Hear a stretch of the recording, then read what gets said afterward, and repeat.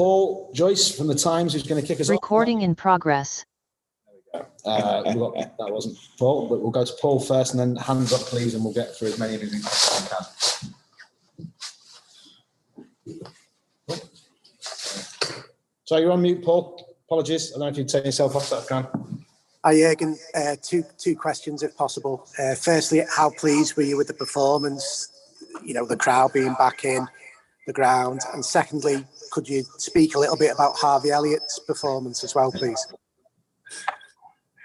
Yeah, so obviously everybody was really looking forward to this fest today, whatever football fest I want to call it, to this game, I think nobody leaves this place today with any kind of disappointment, because I think all our dreams were fulfilled today, atmosphere-wise. The people, that was for sure the best 12:30 atmosphere we had, and yeah, it was pretty special, really special. And so how the game was as well, pretty special, because Burnley is Burnley. Burnley caused you problems, and Burnley caused us problems. And obviously, the new idea about football let the game more flow or whatever. Yeah, I think we will talk about that quite frequently over the year. But we won the game. We played a good game. We scored two, could have scored more. Yes, needed Ali in moments as well, even when the best save he had was offside before, but it was anyway a sensational save. And Harvey was part of this performance, because everybody wants to speak to me about Harvey, but I understand absolutely when 18-year-old boys play such a mature game, I can understand that everybody's asking. But I was not surprised that he plays like this. That's exactly how he trained now since 6-7 weeks, since we are back, since he's back from loan, and yeah, it's good. Okay. Thank you, Paul. We'll go to Chris Baskin from the Telegraph, then to Tim Thornton from Sky, and to Kieran Canning from Air.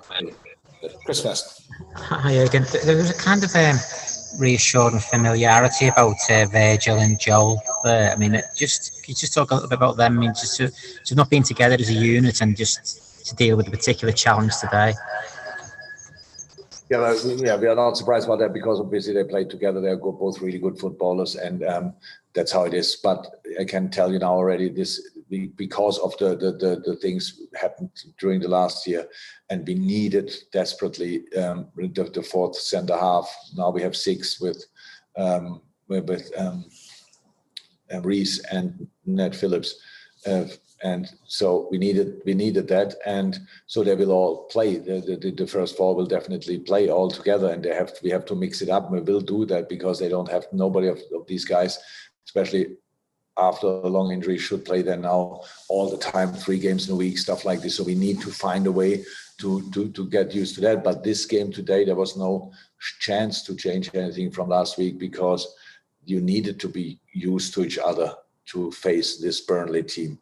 That's really special, really specific, and they're very aggressive. And how I said, with the new idea, let the game flow, that makes it not easier. So, and yeah, it's a situation. So it was a tough game, an intense game, how it always was against Burnley. We won it. It was not always like this, but sometimes as well. So let's just keep going. Okay, great. Tim Thornton, from Sky for 2 questions next. Jurgen, can I just ask you about the performance of the 2 fullbacks today? Trent in particular obviously had his injury problems in the summer, but back to his best today. And how well do you feel your side dealt with the physical challenge that Burnley represented today? Yeah, both fullbacks with a good game. So both spectacular, if you want, with 2 nice, Costas with the cross, and Trent with the little cheeky curveball or whatever on Sadio. No, it was a good game, and yes, that's part of the. If I think everybody thinks both fullbacks played a good game in the situation. That means they were defensively good as well in a really difficult game from a defensive point of view, because in football, usually you have a plan, you have an idea how you're going to want to win the ball here or there. Against Burnley, there is no winning the ball here or there. That's only around the center halves where you have to pick the ball up and we have to protect constantly like crazy, because there is the ball ending up. If you don't, I cannot remember a high press situation. I think it's just not possible. At least was not possible today. But the fullbacks were really good, which helped us to win the game. Thank you. Thank you, Tim. And then the last couple, we'll take one from Kieran Canning from AFP, and then we'll finish with Paul Joyce, who's put the hand up again, I presume, for a follow-up. Kieran. Hi, Jurgen. Hi. The focus on Virgil's comeback has been more defensively, but just how much of an impact does having him for his distribution from the back make to the overall way the team can play? Because we saw in the second half, particularly, those diagonal balls that he plays out to the right-hand side that created quite a few chances. Yeah, of course, that's really helpful. The package Virgil van Dijk is really helpful. I just don't understand why we constantly. I like talking about Virgil, but I just don't like if you talk about last season. Everybody, Virgil van Dijk didn't play. Just to mention again, Joe Gomez and Joel Matip didn't play as well, which didn't make the situation easier. And people tend to forget how good they are. No, but of course it's cool having Virgil back. He was for sure in moments on the edge today, not physically, but not in a dangerous way, just because the intensity of the game was incredible, especially for the center halves. You're constantly in the air. The ref whistles absolutely nothing. Strikers are in your body. You jump, you get down. That was the proper test today. Yeah, and I honestly, I love football. I love all these challenges and all these kind of things. Yes, but we came from protecting the players slightly more to let the game more flow. There is a gray area in between, which for sure we will have to adapt again during the season, because just let the game now run doesn't sound like it makes too much sense. We have to still need to talk about different things, but it was for today, it was fine, but it was a proper test for center halves, was a proper test for Virgil today. He passed it and all good. And then final question back to Paul to finish his press conference. It was just on that point about letting the game flow more. Speaking generally, do you think what would you like to be done about things? You've obviously got concerns. Concerns. I'm not the Pope of football or whatever, or any kind of priest and want to tell the people what to do. These kind of things, really not. It's just when you might remember it, when we started about talking about the elbow in the challenge, all of a sudden all challenges in the air were like, we heard a whistle. So what's going on now?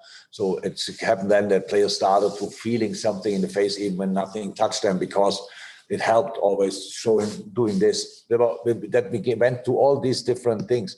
Now there's the message like a headline: let the game all flow. It started with the penalties, no soft penalties anymore, which is absolutely fine. But we cannot forget that we have to protect the players as well. And the challenge is in the air. So that's not me saying that. That's common sense, sports science, whatever. You're in the air.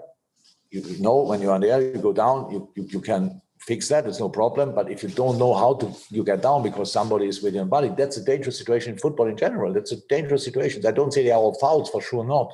Most of the time it's a clear challenge. But if you do these kind of things constantly and everything, there are different ways to play football, obviously. That's all fine. There were just a few harsh situations, and I still stick to it. The goal against Arsenal, that was not dangerous at all. It's just, yeah, how can you keep the goalie away from the situation? Everybody tells the goalie, then you have to be there, but he cannot be there, because if he wants to be there, then he has to make a foul himself, and that's just not possible. You would expect in these situations that the ref helps. Again, we are early in the season. I don't want to open now already the box of Pandora. I just think we have to speak about these kind of things, because the intensity of the season didn't even start. We play from after international games. So from next week on, the players play even with international. There are, by the way, the FIFA gave the Brazilian or the South American the opportunity to play a third game. That's like they can play the third game on Thursday night in Brazil, and we can do nothing in a moment against that. I don't know where we saw that, and have our match is either Saturday or Sunday against Leeds.